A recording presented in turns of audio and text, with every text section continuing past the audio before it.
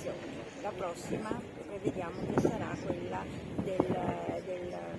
dell'albero dedicato, un albero di 800 anni, esattamente dell'età diciamo della celebrazione di San Francesco. I precedenti? I precedenti sono, il punto di partenza è la casa di Anna, che è una fattoria sociale, unità di lavoro che sono in difficoltà, e lì abbiamo realizzato il giardino dei frutti perduti. Sono state piantumate delle piante da frutto che sono estinte in natura, ma che presso la fattoria vengono coltivate e sono ritornate a nuova vita, e quello è il punto di partenza di questo itinerario cinifico, ma un po' alla volta si sta realizzando, che da Mestre arriverà fino alla Mostra del Cinema a Venezia, dove è stato piantumato anche il fico dedicato a Federico Fellini e a Tonino Guerra. Questo fico, che è stato clonato, esiste dove abitava Tonino Guerra, e si dice, la moglie diceva così, che per scrivere a Marcord i due artisti si ritrovavano sotto il fico. Questo fico, che ritroveremo e ritroviamo al Lido, ricorderà questi due grandi artisti del secolo scorso. Cioè non è un fico di quella qualità, ma è proprio quello. È quel fico, perché è stato clonato proprio Come questa è una fagna. E questa è la fagna. Al parco di Ecco, Fabio, scusami, una cosa importante è il contesto, e qua mi rivolgo all'ingegner Carraro, che è meglio di me ovviamente descrive questa opera di ingegneria del 1938 voluta dal senatore Giovanni Agnelli, ed è un iperboloide, un ingegnere, dico bene. Sì, esattamente, questa era una torre di raffreddamento e che con l'evoluzione dei tempi Porto Marghera ha subito delle evoluzioni, ha avuto giustamente delle evoluzioni dall'epoca in cui questa zona industriale ha dato molto lavoro, ma ha anche inquinato molto il nostro territorio. Credo che oggi con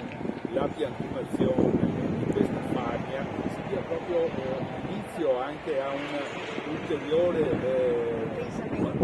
evoluzione di questo territorio per lo sviluppo sostenibile. Si parla molto di sviluppo sostenibile, e portare il verde e pensare cosa potrà essere un giorno all'interno di Porto Marghera, vicino anche all'evoluzione che ha avuto la torre di raffreddamento oggi sede della Venice Heritage Tower, e di tutte le attività che sono previste e che si vanno concretizzando anche a partire da oggi. Credo che sia proprio un esempio classico di sviluppo sostenibile.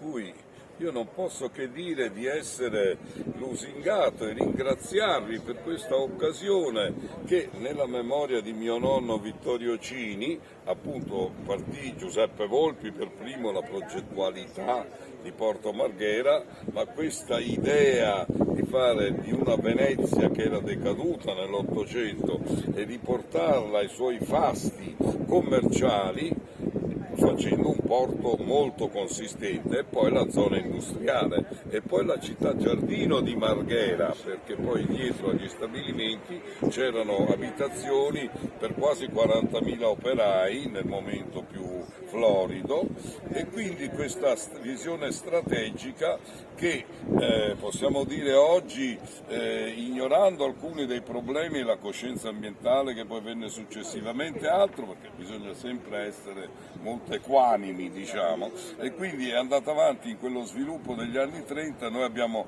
i filmati luce in cui praticamente c'erano il gas, e iniziava in Italia finalmente il gas naturale da casa, domestico, la massaia che accendeva il fornello. Abbiamo queste serie di ed era qui a Marghera che partiva il discorso, e poi si è evoluto. Quindi Vittorio Cini è un grandissimo personaggio, ed è molto importante, questo dice l'Ordine degli Ingegneri piuttosto che le altre società e strutture che partecipano di questo comprensorio, portare alla coscienza della gente la conoscenza innanzitutto, e questa coscienza anche dell'evoluzione su un terreno molto molto promettente, la appunto, necessità ambientale, non è solo dell'essere industria. Qui io non ero mai venuto qua, sono molti anni che sono a Venezia, però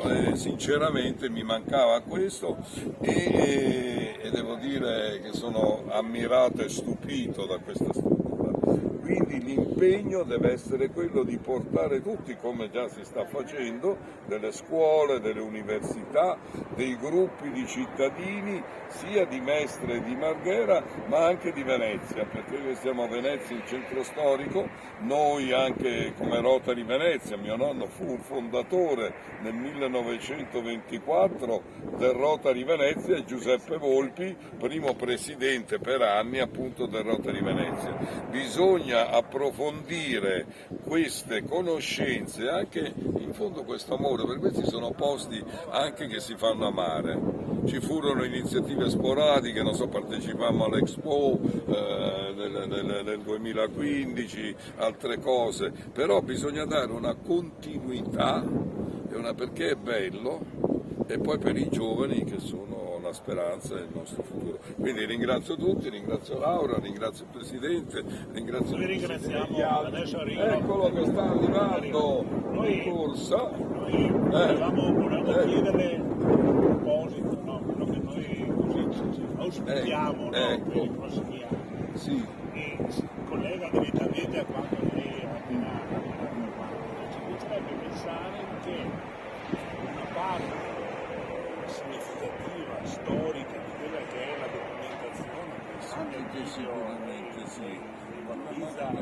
dovesse essere in qualche modo sede del museo di impresa dove il dottor Fontana fruibile alla cittadinanza e soprattutto ci piacerebbe i documenti di questa triade, no? Cioè la figura di Vittorio Cini è importantissima,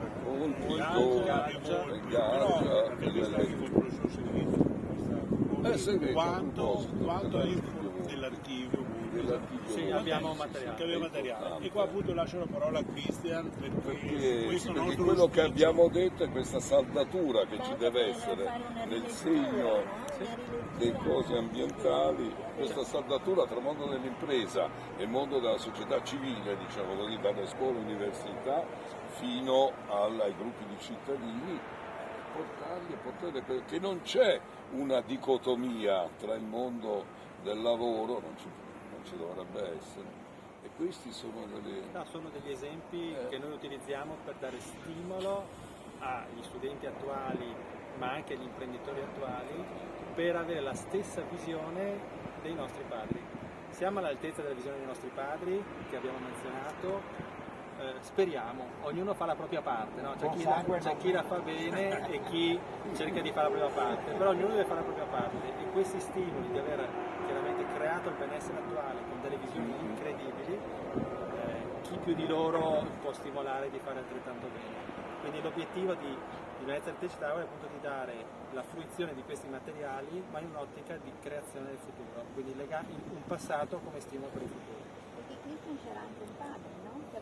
Perché mio padre, a cui stiamo provando ad intestare questa strada a Corso Gianni Sottana, è quello che ha fatto il passaggio dall'industria che quando ha chiuso poteva creare problemi ambientali alla piccola media impresa, dove oggi chiaramente quest'area è di piena occupazione perché la piccola media impresa tipica veneta locale non si ferma mai, non sciopera mai, lavora sempre e ha riconvertito e bonificato un'area dove oggi appunto c'è una piena occupazione terziaria a supporto del porto di Venezia. Quindi abbiamo degli esempi di successo dal 1917 al dopoguerra, al 1986 con la fondazione ai giorni nostri.